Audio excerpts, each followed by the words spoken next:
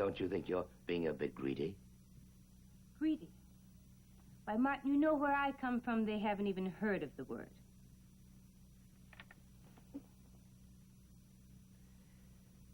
Philip Van Leyden gave you everything.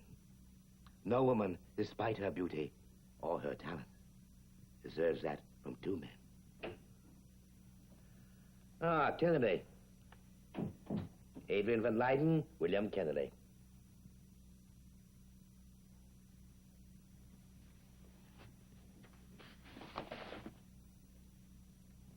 Now, what's this all about?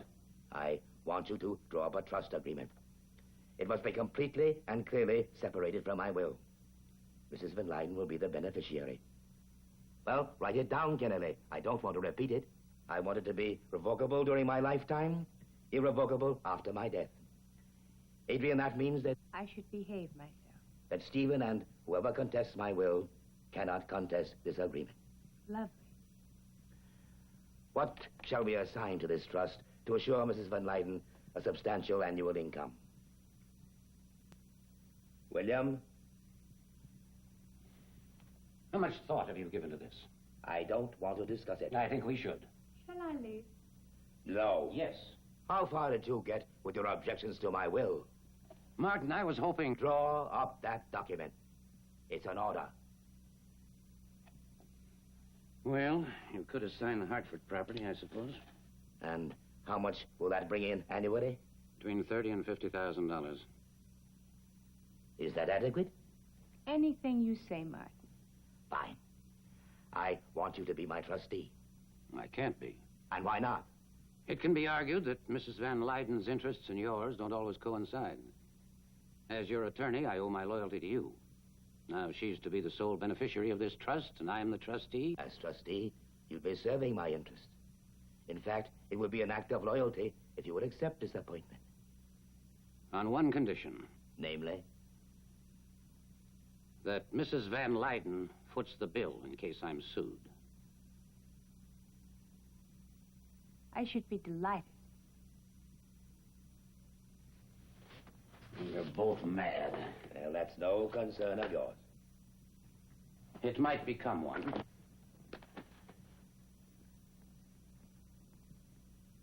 By the way, Mr. Grayson's partner is outside. Do you want him sent in here? If you please, Kennerly.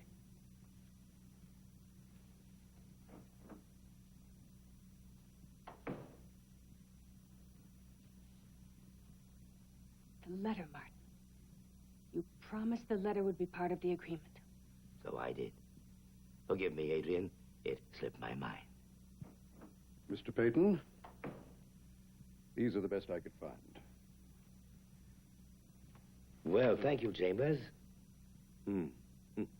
My taste is a bit old-fashioned. I think you'd better select your own engagement ring. Emeralds? Why emeralds? Because I like emeralds. And they're just as expensive as diamonds, my dear.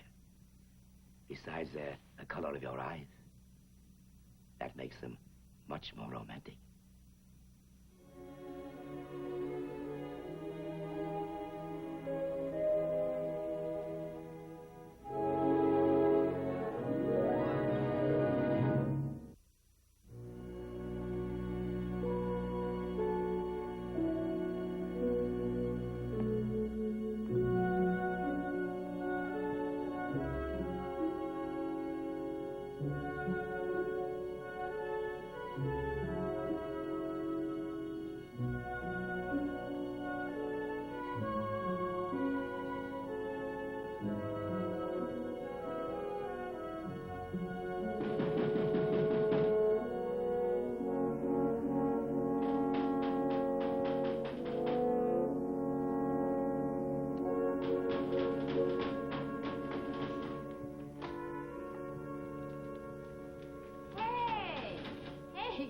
Read, I'm closed.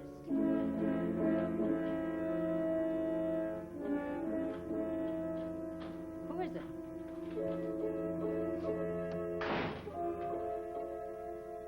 It's me, Ada.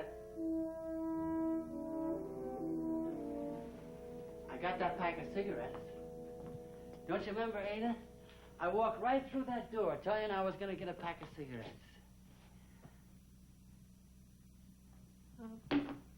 So it took me 18 or 19 years. I wouldn't have made such a racket, but I thought you must have changed the lock by now. You. Ada.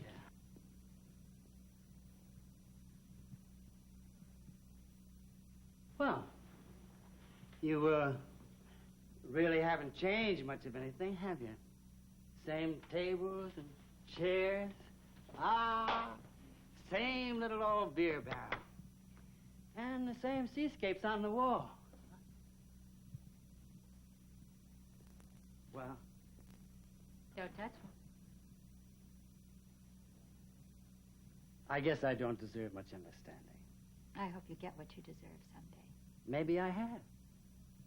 Still in one piece. Don't judge a book by its cover, baby. That's one lesson I already learned from you, Eddie. All that phony charm and... Skip it. It's an old song.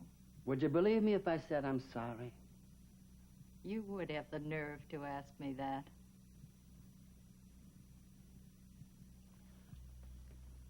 Hey. Hey, you're off limits now. Well, it's my home, Ada. New chair, huh? Comfortable. Well, I guess I was kind of stupid to think it could be any other way. What about the kid? Is she all right? Don't, Eddie. She's got a good life for herself now. Don't mess it up. Well, I want to see my daughter. She would.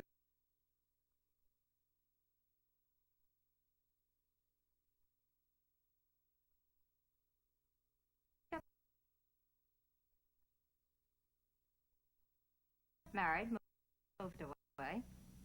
Oh, Ada. Did you ever know me to move into anything without checking it out first? I know that she's married to one of Les Harrington's boys, and I know that she's still around town. Just tell me where she is. Hmm?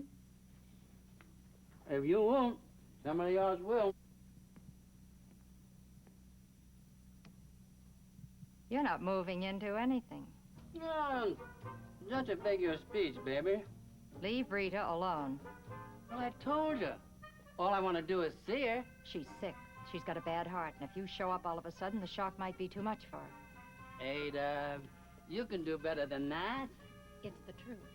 When she was little, she got sick, real sick, and I didn't have the brains or the money to get her into the hospital. It was rheumatic fever, and it did something Ada, to her. baby, I didn't know. How could you? You never even sent a postcard to ask how she was. You never even sent her a dime. Baby, you must know by now why I had to leave. I sure do. Took me 10 years to pay off all the debts. Not even why I'm back? You're not.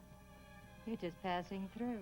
Oh, no, baby. I'm tired of passing through places. I'm tired of buses and suitcases and wash and wear shirts. Baby, I'm back. Eddie. I missed you, Ada. Stop it.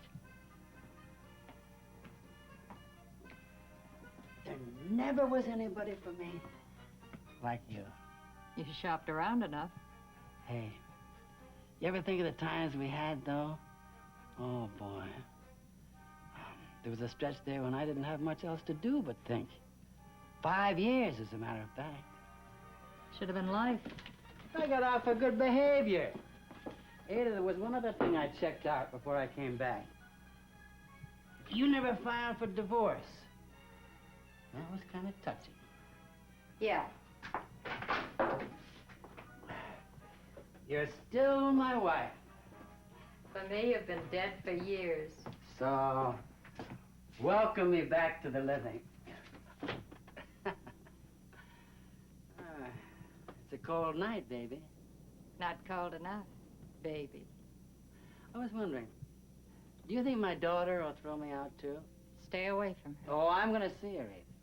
And if you think it'll be too much of a shock, why don't you prepare her? Don't you understand? I understand. And I think it'd make it a lot easier on everybody if you had the whole family here sometime soon for dinner.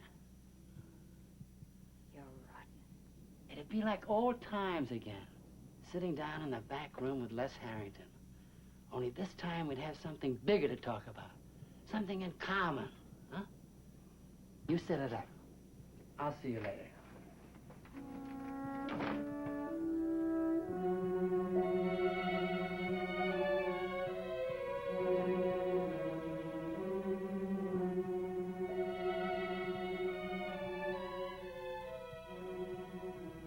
Sweet dreams.